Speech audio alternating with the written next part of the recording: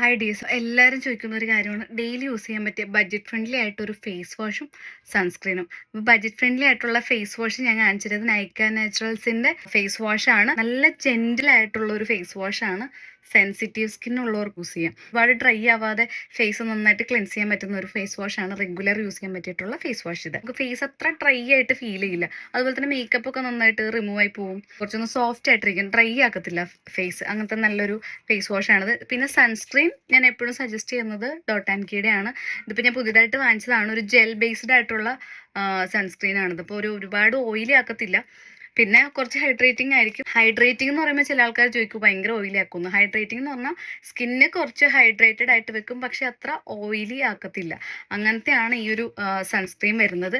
അപ്പോൾ ഓൾറെഡി ഞാൻ യൂസ് ചെയ്തിരുന്ന സൺസ്ക്രീൻ ഇതാണ്. അപ്പോൾ അത് തീർന്നു. അപ്പോൾ ഞാനിത് വാങ്ങി ഒരു ഫ്ലേവർ വേറെ ട്രൈ ചെയ്ത് നോക്കി. ഇത് വാട്ടർമെലൻ്റെ ഫ്ലേവറാണ് വരുന്നത്.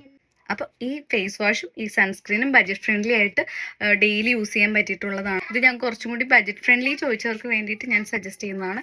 അപ്പോൾ ഇതിൻ്റെ ലിങ്ക് വേണ്ടൊരു കമൻറ്റ് ഇട്ടാൽ മതി. ബൈ.